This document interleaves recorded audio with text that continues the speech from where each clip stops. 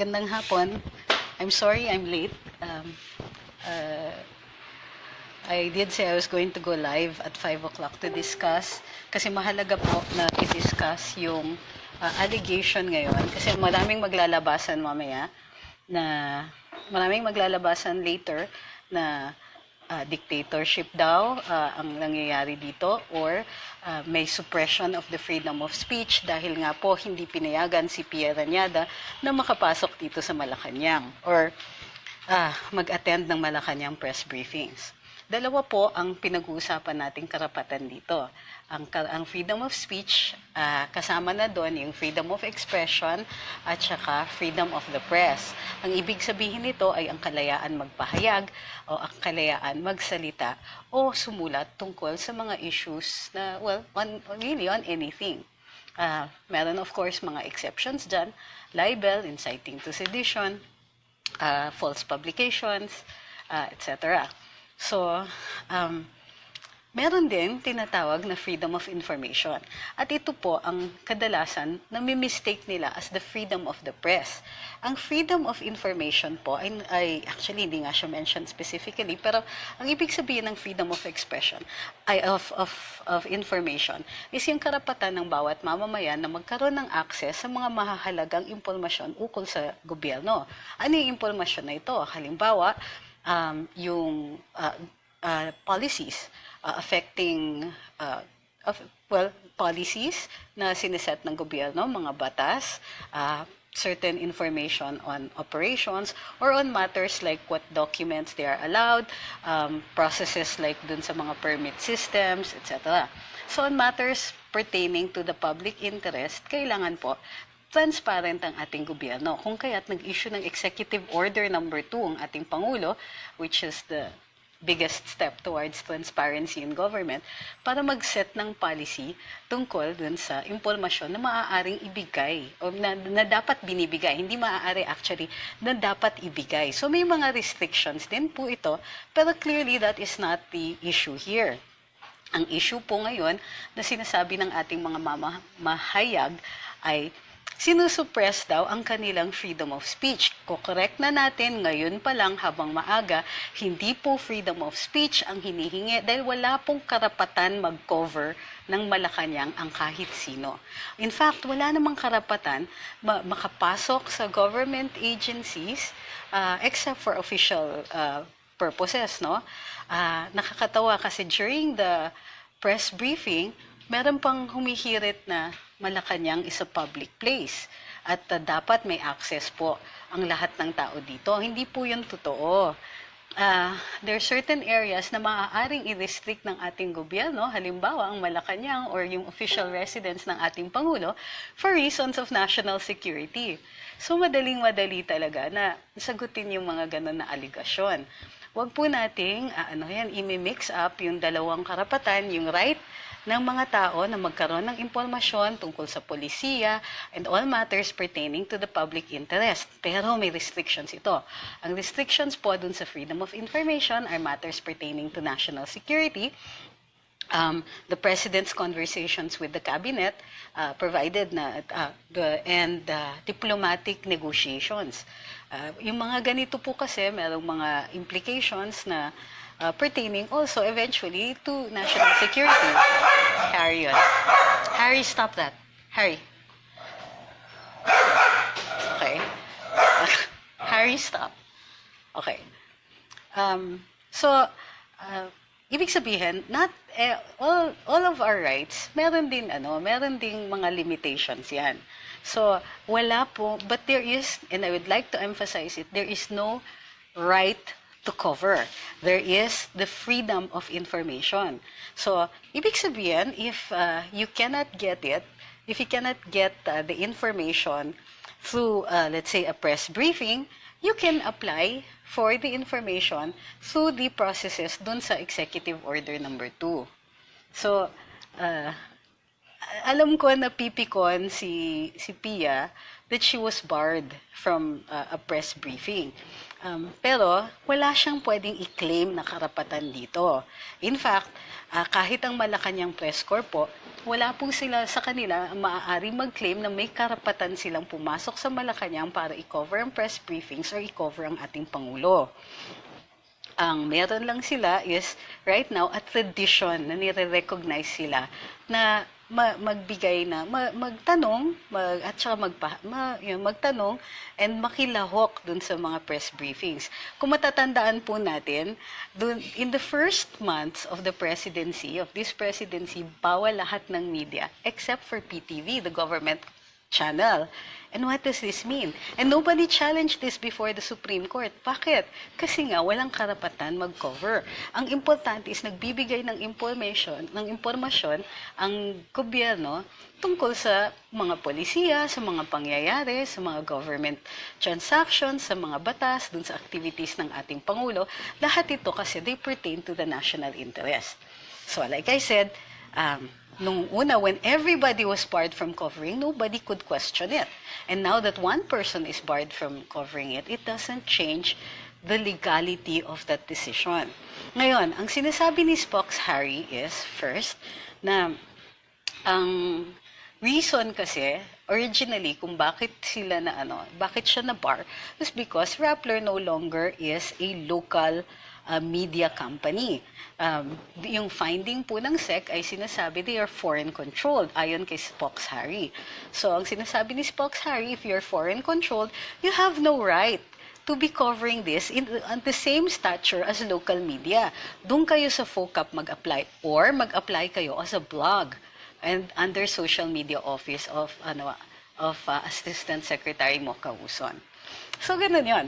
I agree na ganun nga yun. But there seems to be a controversy. First is that, ang sinasabi ni Ms. Ranada is that Executive Secretary Medial Dea said that she can cover the press briefings. She's allowed in the Malacanang press briefings under Spock's Harry, but she's no longer allowed to cover the President. Is this legal? Well, yes, of course it is legal. Like I said, as long as everybody gets the necessary information, then the government has fulfilled its obligation to give information to the public on matters of national interest. Diba? Pwede bang sabihin ni Pia that she's being singled out? Actually, they don't even have to explain kung bakit nasi-single out sila. In fact, Malacanang can even revert to its original policy na lahat na lang kayo bawal. PTV na lang ang pwede. So, diba? Yun ba yung gusto nila? In fact, and I would like to point this out, mas may karapatan pa nga ang vloggers mag-cover ng Malacanang because we have a directive from the President. But Malacanang Press Corps doesn't even have a directive. It only has tradition. Kumbaga, they are recognized only by tradition, pero walang cover sila through an executive order or an administrative order, presidential declaration, or even department or memorandum order. Wala talaga. We could not find any official document that indicates, that recognizes the rights of traditional media to be there through the Malacanang Press Corps. Please take note, Malacanang Press Corps is a private organization. So sila po ang nag-accredit sa sarili nila. Pero, the Presidential Security Group can single out members of the press corps and bar particular members from in the press corps on matters of security, the security of the president or security in general. Diba? Which is also why sinasabi nila wala pong obligasyon to allow foreign reporters to cover Malacanang. So if Rappler is considered foreign-controlled, hindi na sila maaaring mag-cover on the same status as the Malacanang Press Corps. Doon po sila sa FOCAP, who is only allowed, according to Spock's Harry, who is only allowed upon invitation. But you don't get anybody else complaining kasi nga, what is important is people get the information that is necessary. And if they don't get it through these press briefings, merong tinatawag na Freedom of Information under Executive Order number 2, so you can ask for that information. Diba? um, hindi sila banned ha, hindi pa officially daw banned. According to Spoksary, hindi pa daw banned ang Rappler kasi may appeal pa sila na ongoing ngayon.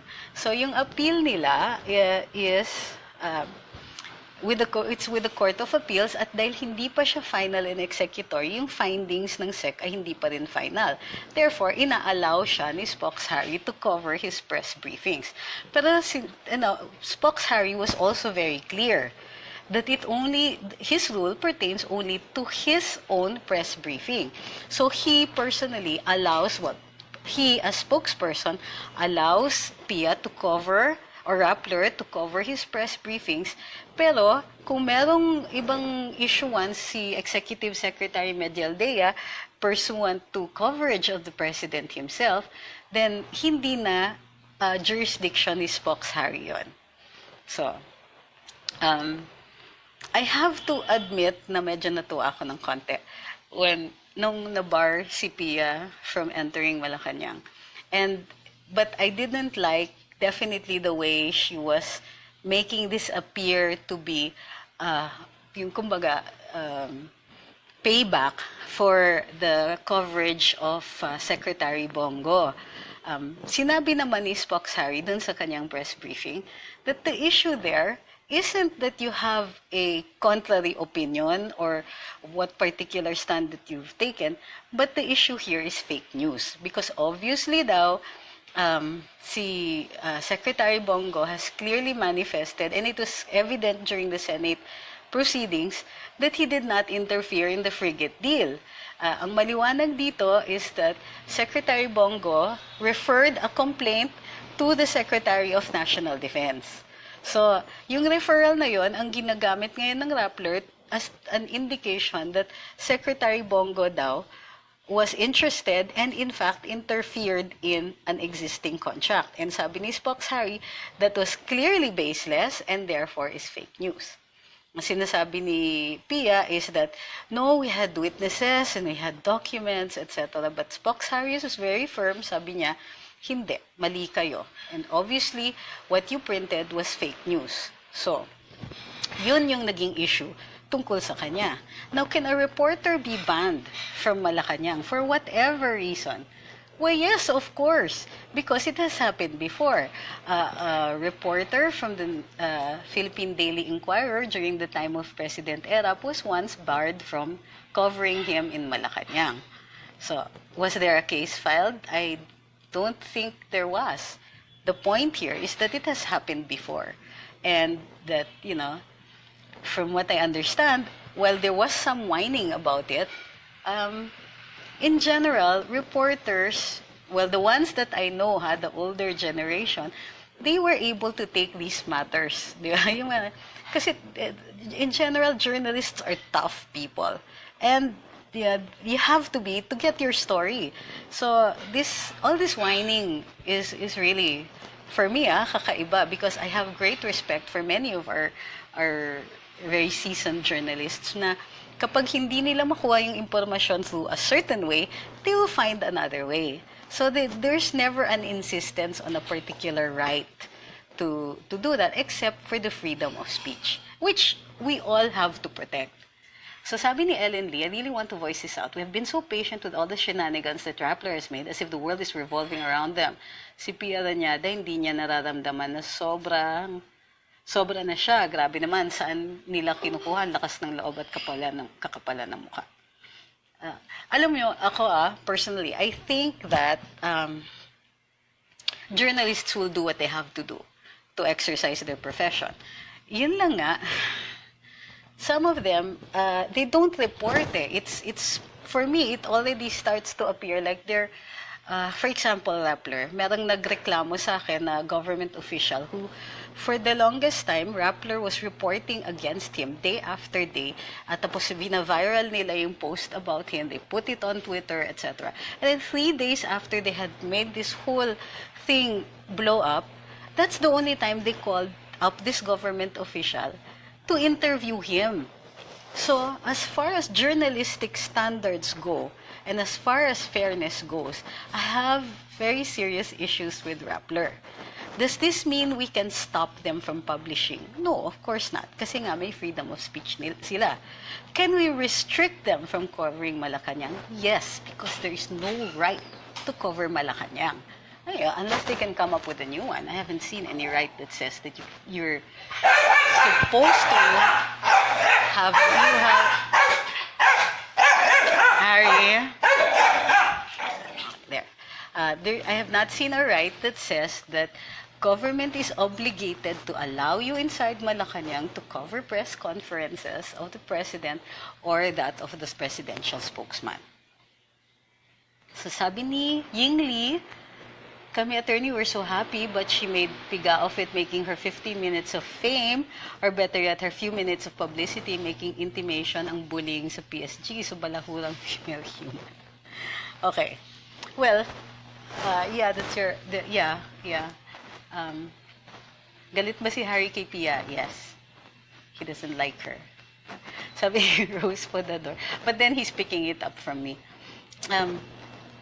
Like I said, diba, we don't have to, we cannot oblige our reporters to be nice all the time. We cannot oblige the media to write the things that we want to write. Dapat pabayaan natin sila to write whatever they write. But may restrictions yan. Libel, false publications, inciting to sedition, etc. All of these are limitations on the freedom of speech and of the press. Diba? So, can they write opinions that are contrary to this? Yeah, to our opinions, of course. But there's a difference between a contrary opinion and a libelous statement. Okay? Sabi ni Cinderella Ella, natuwa din mga yellows, may agenda na sila para mag-rally uli. Madaming din matutuwa dahil magkapera na rin sila sa mag-rally. So, everybody's happy. Well, yeah, but like I said, the reason I'm doing this is to make it clear that there is no suppression of press freedom here. There is no attempt to silence Rappler. There is no attempt to marginalize Ms. Ranada in her freedom of speech. What is being restricted, if it pushes through, is her right to cover the beat. And, well, her right, it's not a right, is her privilege to cover the beat.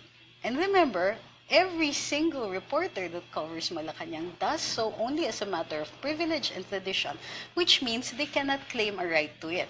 Only that they have been privileged to be allowed to do this. Sabi ni Cirilo Serna, via TV5, just in, kinumpirma ni Jopi Avancenia, Head of Internal House Affairs Office ng Malacanang, na mismong si Presidente Duterte nag-utos pagbawalan ng Rappler reporter si Pia Ranada at maging si Rappler CEO and Executive Editor Maria Ressa na makapasok sa grounds ng palasyo. Okay, so like I said, is any right violated? No, because there is no right of coverage. What there is a right to is information. Sabi ni Kay, hello, how are you? This topic should be disseminated officially for those people that do not have access to you. By Malacanang, Ms. Ranada is crying because she's singled out because according to her articles are offending this administration. You know what, if it was a matter of simply offending this administration, she has been doing that for quite some time. So, I really don't think that she can push that particular thought or that particular argument. Diba?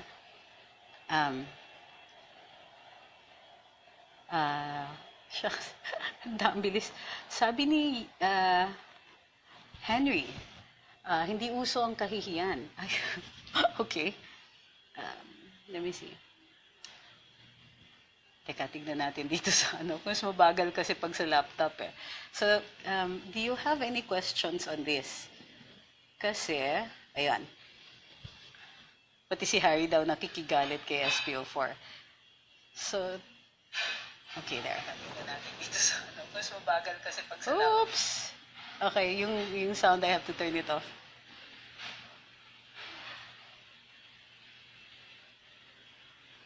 Gahang yung laptop ko.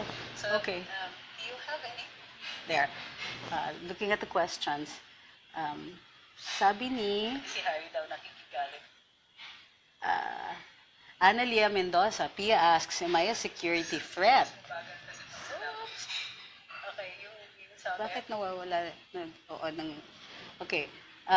Sabi ni Pia Ranada daw, am I a security threat?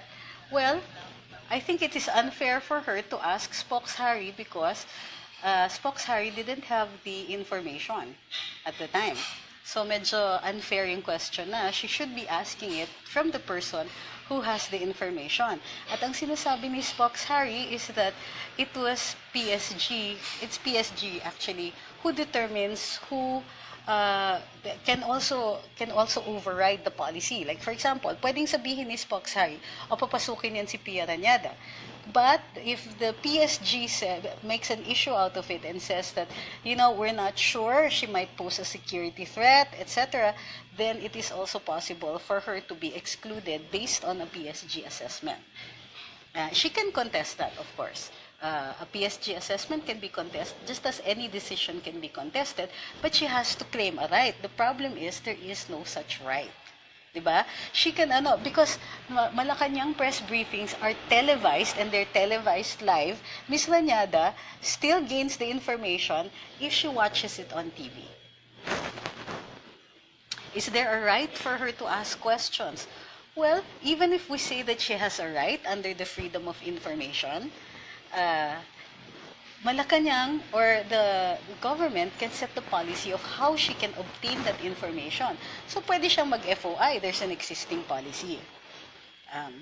Sabi ni Majid Mijares, Pia Ranada's ability to create drama out of thin air is unparalleled in history. She doesn't need to be in Malacanang to create stories. Seriously, she's going to be distorting facts anyway. Sabi, is it true that sabi ni Anthony Santos, is it true that the SEC decision against Rappler is finally executory because they didn't get the TRO? Well, it's like this. Usually, kapag it's an administrative decision, it's usually executory unless nga they get the TRO.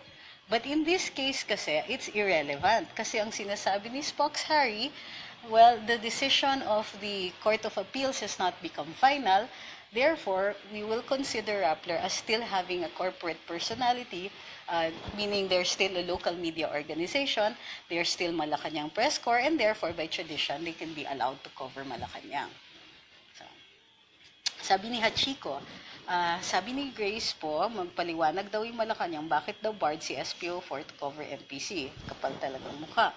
Well, Malacanang can explain, of course, but like I said, there is no right. Nobody can demand a right to cover Malacanang. So, sabi ni Josephine, would I consider a position in the Duterte administration to be helpful to him and all Filipinos? Not right now. Besides, the only time one should really consider it is when the president asks. And I don't think he's going to ask. So, sabi ni Christy Padilla, the President has all the right to bar Pia. In the first place, he serves the interest of the people, and it is the interest of the majority to kick out Pia in Malacanang. Hashtag masaya kami. Sabi ni Gwen Orgasada, ask ko lang po if paano ang scattered ang grupo ng mga gang ng technology and electronic. I'm sorry, I cannot understand your question. Sabi ni Cristeta David, I want to know how they got a copy of the document about the frigate deal, or at least a copy of the note of Secretary Bongo. Yeah, that's another question. Although, they have been saying that they got it from military sources. Ang sabi ng Inquirer is that they got the document from a military source and that they have confirmed this from said military sources. So, apparently, it's a military officer. Ito yung problema. With the frigate deal, there were two documents. One is a white paper and the other is the note of Secretary Bongo referring the issue that was given to him. I understand that a deputy executive secretary had forwarded the complaint coming from a Korean company to them, and it was forwarded to Secretary Go, or to the office of the President, and as a matter of course, Secretary Go forwarded it to the Secretary of National Defense. Now, there are unconfirmed statements that are from my sources inside the military that say that it was actually the flag officer in command, si Foyk Mercado, who gave out the information. But that is unconfirmed, and I don't think anybody can use that as an absolute fact right now. So, sabi ni Chris Rex, isipin na natin na gusto mo lang napatas sa lahat, pero sa sitwasyong ito, para namang na-amnesia si Senadora at nakalimutan ang naganap kahapon. Sa ganitong pagkakataon, parang pangungunsinti na. Parang pag nagdidisiplina ka ng bata, pag sobrang dami ng kasalanan, kailangan din parusahan. Ako, I agree. But, like I said, we don't want it also to look like she's being penalized for writing against the president. Nakakainis nga yun. She ought to be penalized for writing false things about the president, because especially if matters pertain to will affect national security or the national interest, it is actually a crime under Article 154 of the Revised Penal Code na very recently lang ay tinaasa natin ng penalty. So, parang ang fine is something like 40 to 60,000 pesos na.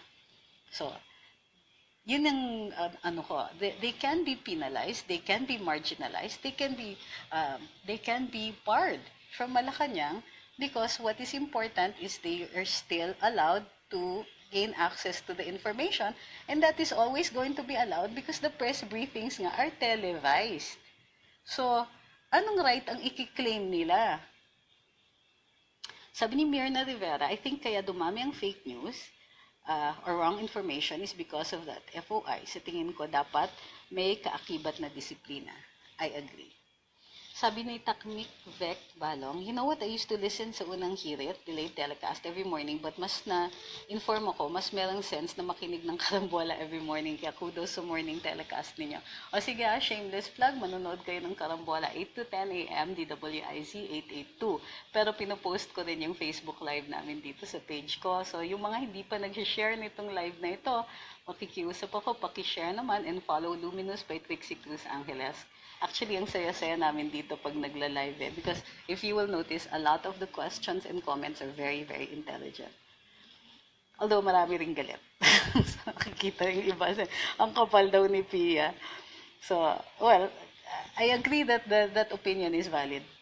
So, sabi ni Jennifer De Asis, sana di na pag-usapan si Ranada after today para makalimutan na siya. Di siya worth pag-usapan.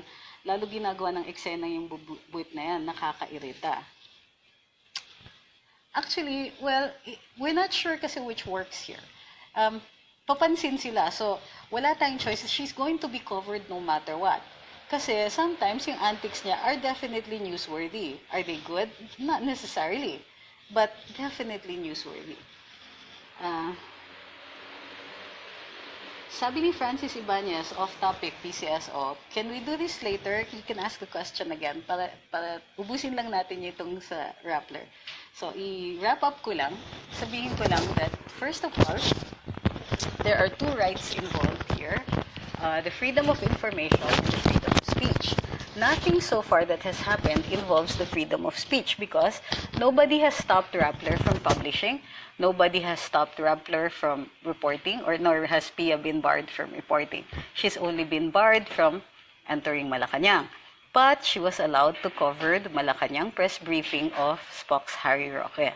If she's barred from Malacanang, she cannot claim a right to cover Malacanang and say that I am being unduly barred. Her freedom of speech is still assured because nobody is stopping her from writing. And the information from Malacanang press briefings she can gain by watching it on television or the Facebook Live of Spock's Harry Roque. So, it's not as if that she's not going to get the same information. She might try to argue that she's being barred from asking questions, but nothing stops her from writing to Malacanang or writing to Spock's Harry Roque or interviewing privately or on her own through the phone or through Facebook Live or some other means. Spock's Harry Roque's job really is to speak for the president, whether it is at the Malacanang press briefings or in personal interviews. So far, nothing says that she's barred from interviewing Spock's Harry Roque. If Ms. Ranada has indeed been barred from covering the president, I haven't confirmed that yet, but TV5 apparently has reported it. If she's being barred from Malacanang and not from the new executive building where Spock's Harry holds his press briefings, is there a right that she can claim? Can she claim that she's being singled out or being oppressed? Well, she can. Of course, it would be fair to say that she's being singled out, but is there a demandable right? None. Kasi whatever is covered, when the president gives a briefing to other reporters, she can have access to that information. Normally, it is covered live, and if it is not covered live, she can ask for a copy of the recording that is usually made by the PCOO, and in all likelihood, she will get one. She's not being barred from the kind of information that's being disseminated through these interviews, but she cannot claim a right. So, other questions? On off topics now, si Francis Ibanez is asking, I heard yun karambola, I've always known lotto winnings to be tax-free. Kailan nagsimula ang tax deduction? It's not a tax deduction. There's always been a tax imposed, and the tax used to be 10%. The train law increased the tax. Actually, it's withholding tax. It's tax withheld. So, ang tax ngayon sa lotto winnings are 20%. So, sabi ni Zia Blossom, so the rescue of Senator Grace po kay Pia, dapat daw mag-explain ng Malacanang kung bakit barred si Pia from entering the, parang rescue siya. I mean, of course, we can ask Malacanang to explain, but is there a right that Pia can claim to cover Malacanang? Hindi pa rin. It doesn't solve the problem.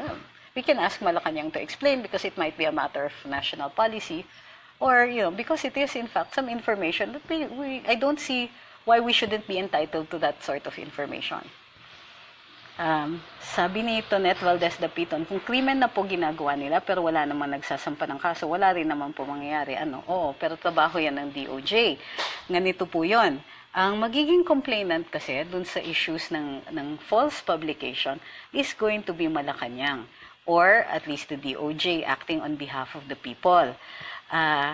Kung may policy ang Pangulo, hayaan na lang muna natin yon, i-uphold na lang natin yung freedom of speech nitong mga to, and we can let it slide, then there's nothing we can do. It is a matter of preference for them or a matter of policy. Does this mean that they never will? Well, of course not. So, sabi ni Chin, I love the shape of your kilay. Thank you. Sabi ni Sean Bacara, I think sadya yung ginagawa ni Pia to imply PRRD is really evil, kaya nga andyan ICC.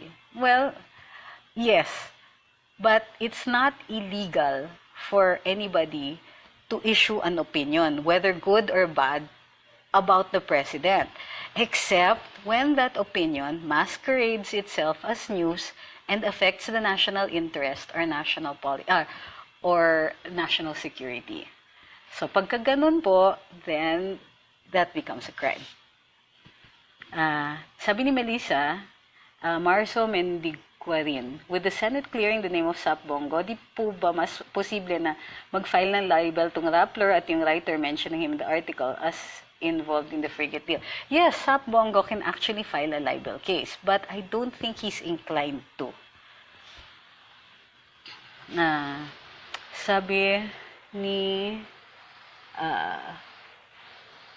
Edsel Oreta, being accredited Malacanang Press Corps, is it a right or a privilege? Ang nag-accredit po ng Malacanang Press Corps is Malacanang Press Corps. So, it's private. And so, it's not neither a right nor a privilege. It's something that Malacanang Press Corps determines. So, sabi ni Chris Rex, at nagtawag pa talaga ng kakampi sa pambubuli. Pati yung reporter kanina from ABS, kung makatutok sa mic sa PSG, sobra talaga. Bilib ako sa haba ng pasensya ng PSG dahil kung ano yung inuntog, kung ako yon, inuntog ko sila sa steel bars ng gate. They're actually trained to be very, very patient. Sabi ni Jake, dapat na siguro iba niyan kasi base sa law, bawal mag-cover ang foreign media. Diba, Rappler is foreign, dapat Ah, well, yun yung opinion ni Spock's Harry. If it's, when the decision becomes final. Sabi ni Gilbert Cabello, what channel can I watch your program in the morning? It's on Facebook Live and we're also live on YouTube. I assume you're talking about Karambola. 8 to 10 in the morning, DWIZ 882. But I also post the Facebook Live here on my wall. So you can click it from there. Sabi ni Marie, are you covering the junking of the senator's ethics cases? Sige, you want to discuss that now? Alright, so today, dagdag na lang natin to. Ibinasura ng Senado ang ethics case laban kay Trillanes na final ni dating Commissioner Nicanor Faildon.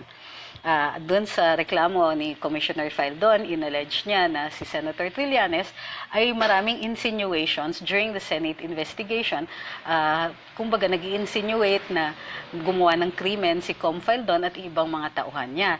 Gayunpaman, yung mga insinuations na yon ay walang basehan sa ebidensya o batas. Ano lang talaga, parang ang feeling nila is that they were being bullied. At para sa complainant, in this case, dating Commissioner Faildon, para sa kanya, ay hindi nararapat na pag-uugali or behavior ito ng isang senador. Kasi po, ang isang ethics case ay nagde-determine lang na ay administrative case ito pertaining to the conduct of a senator. So, dito, ang sinasabi ng mga senador, okay lang yun. So, kumbaga, it doesn't merit a penalty. And in fact, they dismissed the case. So, ano yung magiging conclusion natin dito? Parang ang sinasabi ng Senado, okay lang yung ginagawa ni Senator Trillanes na nag-aakusa at nag-i-insinuate na mayroong mga gumagawa ng krimen kahit yung mga ginaganon niya ay yung mga resource persons po ng Senado. So, you may ask questions about it. Pero meron pang existing na ethics case na final ni Senator Dick Gordon against Senator Trillanes at hindi pa po yun na italakay kanina.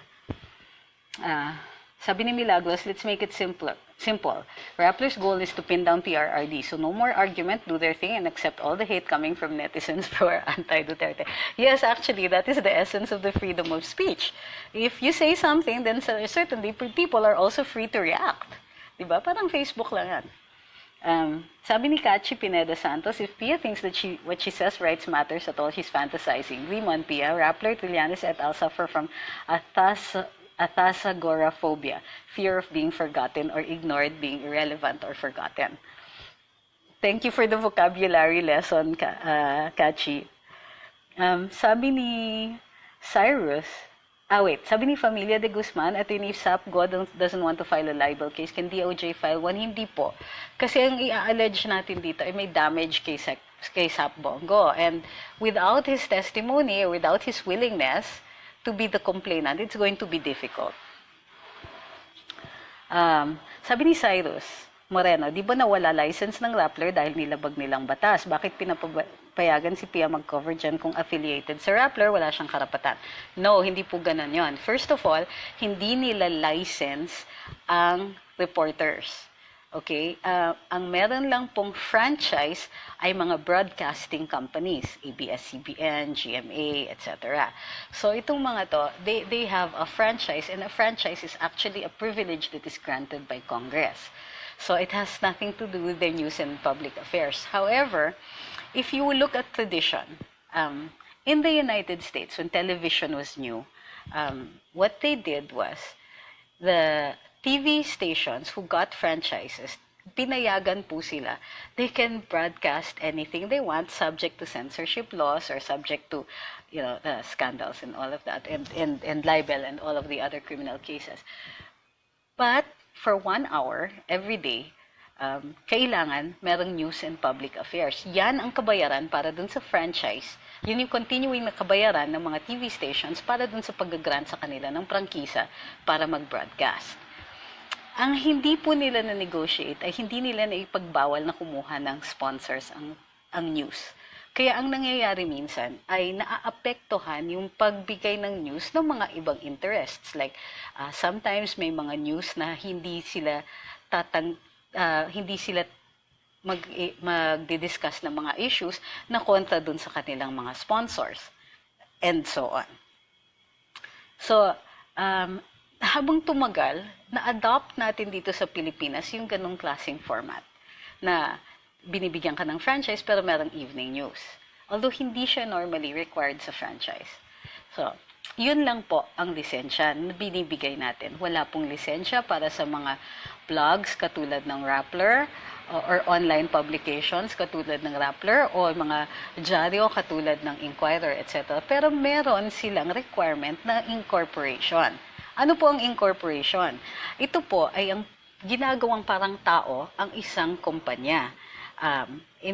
Nagkakaroon ng tinatawag natin na legal personality. At yung Certificate of Incorporation ng Senado, yan po ay guarantee nun. Anong effect kapag meron kang certificate of recognition or of recognition of your incorporation by the Securities and Exchange Commission? Ibig sabihin nun, you can transact. So, you can enter into contracts. Ano yung mga kontrata na ina-enter into ng Rappler?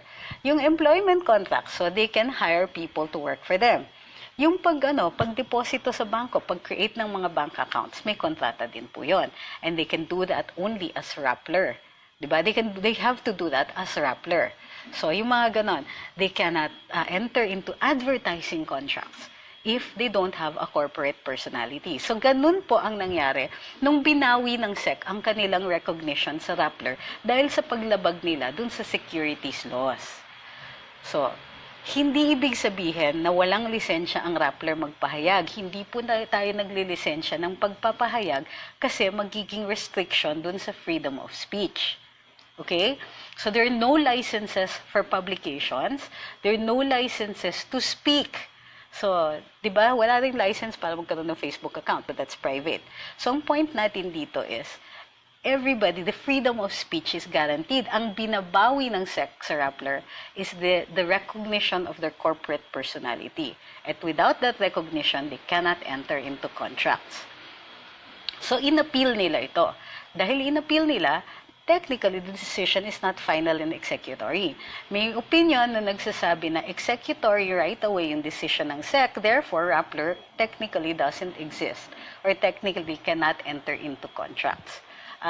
Sa tingin ko, the more conservative approach is that Rappler is, kumbaga, yung pagbawi ng corporate recognition nila ay hindi pa final kasi nililitis pa ng hukuman ng apelasyon ng Court of Appeals. So, pwede pa sila.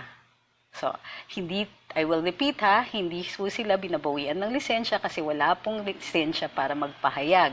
Ang mga requirements para magpalisensya would mean a restriction of the freedom of speech. Pero, they still have to comply with certain laws. So, they need to get incorporation with the SEC at kailangan din nila kumuha ng things like mga business permits. They still have to pay their taxes. They have to pay their employees, etc. Sabi, ni Jane Torres, Gabriel, masaya sa karambola. Join ka bukas, 8 a.m. Meron sa Facebook Live. Very intelligent discussion. Totoo yan. Pero if dun sa mga nahihirapan, mag-tune in through Facebook Live, meron din pong YouTube na may barangay na rin sa YouTube. Sabi ni Rose Casar, I think the reason why Pia was barred from covering Malacanang is because she's a threat for security and the way she acts today, she's provoking, talagang gustong manggulo. Possibly. Sabi ni Zia, follower niyo din po ako sa IG. Sa Instagram. Wala, puro kakengko yan, tsaka puro selfies ko yung Instagram ko. Bakit may nagpa-follow dun? Sabi ni Rainier Alfaro, good day. May question lang po, in case mag-settle kami ng case, o yung mga personal na kaso ninyo, wag po dito sa live niya tanongin, mag-PM po kayo, but it's also subject to whether or not you have a lawyer. Kung meron kayong lawyer, wag po kayo hihingi ng abiso sa iba. Unethical po yon. Sabi ni Deo Carus, CNN Philippines and News 5 are now marking some of your comments as spam. Example, press company curtailing freedom of speech of a netizen. Talaga? How do you know that it's CNN Philippines and News 5 who's doing it? Sabi ni Park Yuan, attorney, bakit po ang Senado ay parang di nag-iisip bago gumawa ng Senate hearing? Kaso po yung Senate hearing nandun sa frigate deal na nagsimula sa paglabas ng news ng Rappler. Again, na mali na naman. Bakit di mo na chinek kung tunay na nga na ba, bago magsayang ng panahon dyan sa... Ang problema kasi nga is the Senate is independent at they can set their own policies. So, hindi natin sila pwedeng kasuhan for determining, meron silang discretion kasi to determine kung ano po ang gagawin nilang mga hearings. Maswerte pa nga partida yan kasi di ba nag-apply si Senator Trillanes na mag-open ng Senate investigation tungkol daw dun sa mga sa ill-gotten wealth daw ng Pangulo. Of course, yun hindi na pinayagan ni Senate President Coco. Sabi ni Robbie Anderson, how come Grace po does not focusing and investigate on Rapplers and inquires fake news rather than on bloggers? Nakafocus lang sa SOCMED at saka sa mga kausan blog. I agree. Medyo naligaw nga yung last Senate hearing. No? It wasn't, ano rin ako, napikon ako watching it. But I think that, Senator Grace po has the discretion how to run her own hearings, committee hearings. Yun nga lang, sometimes it's not politically wise to do that, to do the way she did it. Sabi ni Benedict Aburida, ma'am, ask lang po kung 100% government-owned po ang MRT at LRT. Hindi po. It's not, actually. It's privately owned. Sabi ni Avin, interestingly, every time I click your FB Live on Android, di lumalabas. Ganon din po ang karambola. I don't know why. Okay man sa iOS and laptop. Wow, talaga? Pero napapanood ko on my Android. I wonder. Alam ko kung bakit. Well, hindi pala. Kasi minsan it might pertain to your internet service provider. Sabi ni Ayat Bernal, karambola is 12 midnight here in UK pero super wait ako kasi you're all worth may puyat. Oy, nakakaya. Baka mapuyat ka masyado. Huwag ka magkakasakit, ha. Can an ordinary citizen file a case against Rappler for disinformation? Actually, yes, they can. But it has to be a violation of an existing law, like in the revised penal code. Halimbawa, if they incite people to be disloyal to the Republic, or if they incite people to withdraw their support for sitting government officials such as the President, that can be called inciting to sedition. So any person can actually file a complaint about it, provided you have personal knowledge of how that had been done or when it was done. So, i-explain nyo na lang po yun. Sabi ni Mariles Jacobo, lapit ng February 25, ano kayang pasabog na naman ng mga yellows, nakaka-curious. As long as curious lang tayo, huwag kayong a-attend ng rallies. Kasi, mahirap nang dumami pa sila. Excuse me. Sabi ni... Sorry, bigla akong inubo. Tinanong ni Sonj, everyday ka na ba sa karambola? Maganda kasi pag andong kayo can explain everything. Opo, everyday na po ako, regular na po ako. Babaguhin na po nila yung ibang it's already in the works na baguhin yung mga billboards at saka yung ads para isama yung pangalan ko. So yes, I am now one of the boys in Karambola. So, sabi ni Erwin Just Miranda, breaking news from GMA, Rappler can no longer cover inside Malacanang unless it secures a stay order from the Court of Appeals on the decision of the SEC. That revoked the online news sites incorporation papers, a palace official said on Tuesday. Let's see, sino bang nagsabi noon? Was it Spock's Harry or was it Executive Secretary Medialdea? So, tignan natin ha, medyo kulang pa yung impormasyon na yan. Sabi ni Zia, tune in kayo sa Karambola everyday 8 to 10. Ang saya, lalo't kumpleto silang 5. Ang saya at ang daming natututunan. Kung followers kayo ni Atty Trixie, makikita niyo yung shared niya yan everyday sa page niya. Opo. So, yung mga nanonood nito on my YouTube channel or through YouTube, kasi may mga nag-grab nito tapos pinapost sa YouTube, di ako galit sa inyo. Basta, indicate nyo lang po na mag-like at follow dito sa Facebook page, Luminous by Trixie Cruz-Angeles. Or dun sa personal page ko na Trixie Cruz, you can also click there. Pero, hindi ko kasi pinopost yung Facebook Live ko dun sa personal page ko. Tapos puro puro literature at saka archaeology yung pinopost ko sa personal page ko. Baka matulog lang kayo. So, the follow is to Luminous by Trixie Cruz-Angeles. Sabi ni Kenneth Karanay, kaya pala bagong remand para sa billboard. O hindi pa sure yung billboard na yan, ha? I mean, if ever, matagal pa yon, magpapariband pa ako uli. So, nanonood si Jojo Robles. Kamustahin niyo naman yung mga barangay karambulista na nandito sa sa live na ito. Kamustahin niyo si Jojo nanonood. So, sabi ni Roken Cedras, the order is from the office of the president. Ah, edi good. But like I said, nagiging ano lang tayo, na-excite lang tayo because on our end, natutuwa tayo na hindi nga i-allow si Miss Ranada or ang Rappler na mag-cover ng Malacanang press briefings or at least hindi na siya allowed i-cover ang Pangulo natin. And ako, I'm happy about that, but of course, they're going to spin this. Sasabihin nila na this is infringing on the freedom of the press or their freedom of expression, and that is not true. There is no right to cover Malacanang. There is no right to cover the president. Ang importante is that they get information. What we have is the freedom of information, and that information can be obtained through various sources such as both the live streaming and the televised live coverage of Malacanang press briefings. Tsaka parati naman kino-cover ng PTV yung mga yan. So, she can actually watch PTV.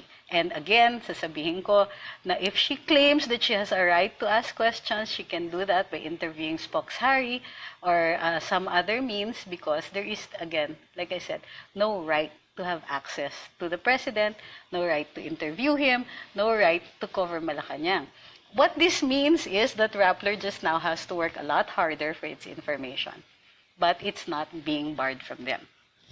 Sabi ni China Gratuito, if the Senate sees itself as the overseer of all government policies and procedures and conducts hearings in aid of legislation, who can tell them to please check or revise their own procedures regarding hearings? Sana may screening, sayang ang oras eh. Agree with China. However, the problem is that our officials who are elected, usually, we elect them on the basis of their platforms and on the basis of what we believe their policies are going to be. So after elections, they pretty much have discretion. And the only way we can check that discretion is either to file a case with the Supreme Court or with the judiciary to get them to stop or to review their decisions. Kasi sometimes the decisions are illegal, di ba? So you go to court so that the court will stop them. The other is to not elect them again. So, the other is a political decision. Sabi ni Aram, congrats, may dahilan na talaga ako magising na maaga. Maria is watching. Hi, Leah. Sabi ni, yan, binabati niya si Sir Jojo. Ang dami palang, daming fans ni Sir Jojo dito, no? Sabi ni Maria Angela Candy. Hi, Sir Jojo. Kayo na po bang papalit kay Roque kaya umalis na kayo sa standard? Kung sakali, no? Meron talagang tinatago si Sir Jojo sa amin.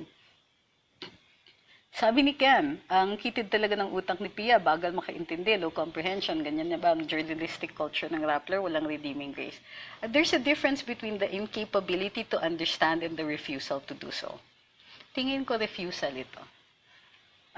Sabi ni Park, capitals, just to get your attention regarding po dun sa Korean tourists na hinarang na nanakawan sa Clark Airport, sana nakita nyo.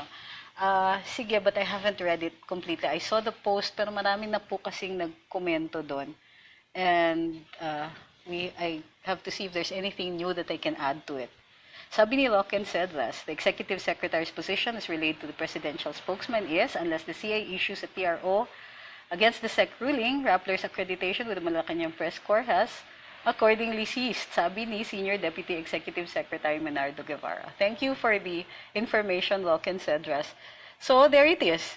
Now, Rappler is no longer allowed to cover Malacanang press briefings unless they get a TRO. Not really a TRO. Actually, what they need to get is a temporary mandatory injunction. Kasi ang TRO, it stops. That's what it is, a temporary restraining order. So, it stops somebody from doing something. Well, technically, pwede rin TRO kasi they can stop Malacanang from implementing that particular policy. But my guess is that it's going to be a mandatory injunction requiring Malacanang to allow Rappler to cover the Malacanang press briefings. But like I said, ano yung magiging right nila na i-claim? There is no right here unless magka-claim siya ng right niya by tradition as a member of the Malacanang Press Corps. But that's really a stretch. Sabi ni Mirna, thank you for that info, attorney. Clear na po skin with regards to that rights of the journalist. Clear na yung skin ko. Thank you. Sabi ni Joffy, what's the use of having Rappler in Malacanang when they report lies? They should not waste their energy going there. Yeah, but we can't tell them that. I mean, you can tell him that, but it doesn't look like they're going to listen. Sabi ni Edward, ano reaction mo sa frigate hearing, lalo na sa mababaw na argumento ni Trillanes? Pinapansin po ba yun? Yeah, Senator Trillanes is traditionally, by tradition, medyo mababaw siya talaga mag-argue. But like I said, it's his freedom to speak, and particularly as a legislator and as a member of the Senate, especially during the Senate hearing, karapatan niya talaga magsalita. And in fact, karapatan niya to even manifest and to ask questions during a Senate hearing. O yung nag-birthday si Sir Jojo ng Sunday, mga di pa bumabati sa kanya.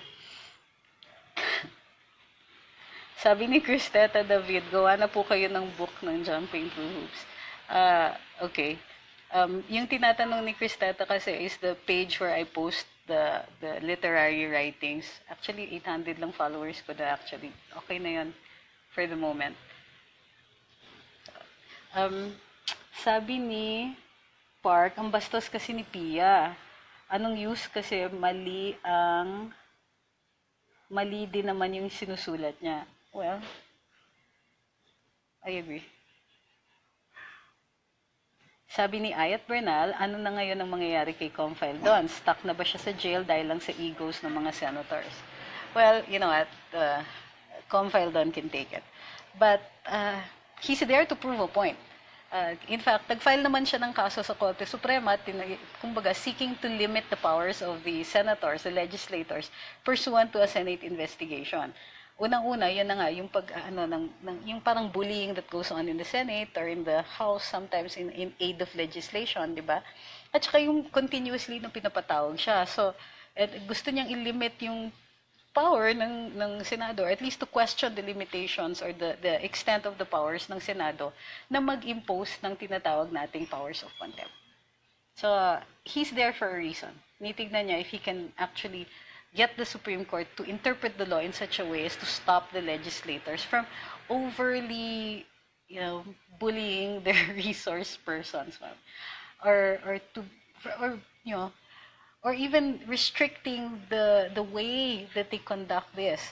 Kasi if they weren't senators, they could actually be sued. But because they are senators, they have an immunity for the things that they do during the Senate hearings and during privileged speeches. So yun ang kine-question ni Confile Don. That's why he's willing to go to jail. Sabi ni Anthony Castillo, pwede bang kasuhan mga trapo politicians na gumagamit ng masang Pilipino, which is damay tayong lahat, kahit hindi natin sinusuportahan yung sinungaling ng politician. Actually, may restrictions yung paggamit ng salitang Filipino, Philippines, and Republic, and all that. Hi, Yoshi. This is my other dog. Wow. Laki kasi nito. So, yun. May restrictions po. Merong batas that disallows us from using the name of the Philippines or the Republic or the government of the Philippines, etc. So, meron talagang restrictions. Pero political parties kasi, I'm not sure. Maybe we can try. Okay, parang wala na pong mga tanong. Kung we can take 2 more questions. Sabi ni Roland, if you want competent, informative, honest, and true discussion, karambola sa DWIZ, the best team ever, good synergy, good people, pro-people team. Oo, binabasa ko itong mga endorsements ng ating mga viewers. Pagbigyan nyo na ako. Daming natututunan toong impormasyon. Thank you. Pasensya na. Pasensya na. Sabi ni Senator Ligarda, according to Ven Allen, maraming pera ang bansa. Tanong ko po, bakit kaya laging sinasabi ng government na walang pera to implement projects ng government? Actually, dati yon. Ngayon nga, build, di ba? Hindi na nasasabi ng ibang mga tao na walang pera. In fact, may free tertiary education, expand na po yung coverage ng ating healthcare. So, hindi na nga ako masyadong nakakarinig ng mga ganun eh. Sabi ni Anthony Castillo, medyo extreme itong si Anthony paano po ba ma-abolish ang legislative branch? You have to do it by amending the Constitution, but you can't really remove, well, you can make a body that doesn't have a Senate, but you will still always need a body to create laws. Bakit? Kasi nagbabago tayo, nagbabago yung mga tao, nagbabago yung values natin, nagbabago din yung ating mga batas. It's a continuing process of government to keep reviewing the laws and to make new ones and to abolish the old ones or to repeal the old ones. So, we can redesign yung ating gobyerno by changing the Constitution. So, ganun po yun. Magko-constitutional charter change or constitutional amendments tayo. Sabi ni Marleo, extension ng karambola. Uy, hindi Well, nanonood si Jojo, so that's kind of one half karambola. Parang ganun. Pero mamaya kasi mag-ano na rin si TP kasi the reason I was late dito sa Facebook Live is kasi tumawag si TP sabi ni Ted, can you or TP file a case against Rappler or Pia? Yes, pero personally, well, the last time na may kasalanan ng Rappler sa akin was last year pa. So, parang not really interested. Parang ang feeling ko kasi, if I file a case, it's a recognition that they have caused me damage. Pero Rappler, although naiirita talaga ako about the things that they write about me, I don't really feel that they're significant enough to have caused me damage. Gayunpaman, other people are free to file their cases against Rappler, and I in fact encourage everybody who feels that they have been damaged by Rappler to go and file their cases. Last two. Paul Villegas says, in my opinion, dahil sa fake news ng Rappler, frigate deal, etc., I think na-compromise ang ating national security. You know what? I think that is, yes, arguably correct. Okay, one last. Sabi ni Ken Sanchez, if the CA upholds the SEC decision, can they still apply for license under the same brand name as Rappler? They can use Rappler. The problem with the revocation of the recognition by the SEC pertained to their issuance of the Philippine depository receipts, not with the use of the name. I mean, they have trademarked their name, so that's trademarked, if I'm not mistaken, with the DTI. So it's a different thing altogether. And they don't need to change their name to continue to blog. But what they lose is their corporate personality. So the loss of that corporate personality means even their contracts with their own employees could become voidable later on, or void, kasi they have no corporate personality to enter into a contract at all. They're not a person who can enter into a contract. So they can't even have bank accounts. Kasi the banks will allow them to deposit provisionally habang nag-i-incorporate sila. But if they don't get that incorporation, you'll have to withdraw and close your account. Sabi ni Remalyn Señeres, people now understand and know the truth. We're not blinded by wrong information because social media educates us and gives us an understanding, especially with you there to explain. Ayon dyan si Mike. Everybody say hi to Mike Lopez, all the way from Cebu. Sabi ni Arlene, nakikita ba ng government ang batang babae na mabubuntis sa kalye? Kawawa naman sila, sana gumawa ng batas. Okay, well, yeah, that's why you have the laws on birth control. Lahat ng sabi ni Parko, watch Karambola, worth it, and sana 5 hours na bitin. Uy, yung hirap naman nun, maawa naman kayo sa amin, may araw pa kami. We need the rest of the day to work and to blog. Tapos sabi ni Yol, bali wala nag-interview si Pia sa Malacanang kung iba rin ang sinusulat niya, hindi yung narinig sa Malacanang. Well, yun na nga, yun yung problema ni Pia. Minsan she tends to write beyond what and to overly interpret or misinterpret the information that she got. Okay, so for those na hindi pa po nag-share, paki-share naman po. For those who have, maraming salamat po. Like and follow on Luminous by Trixie Cruz-Angeles. And please don't forget to watch Karambola 8 to 10 a.m. DWIZ 882. Facebook Live is posted on my wall in Luminous by Trixie Cruz-Angeles. Everybody say hi to Mike and hi to Jojo, sino pa ba yung nanonood? Okay, well, they're all still there. So, maraming salamat din sa mga sumusubaybay dito sa mga Facebook Live dito at saka dun sa YouTube channel. We will be going back live siguro in a day or two if there's something in addition that you would like to be covered. We'll still be doing the CPD tomorrow. Tinatapos ko lang yung observations ko regarding the costs in the various professions. So tomorrow we'll do Facebook Live pala on the continuing professional development law that was filed by Senator Trillanes. Yet another reason for so many people to get angry at him. But let's see how. I think basically the law is sound. The problem is the incurring of additional expenses, but we'll do that tomorrow. In the meantime, I hope you have a good evening, and I'll see you on Karambola in the morning. Patulugin niyo na ako. Good night. Thank you very much. Have a good evening.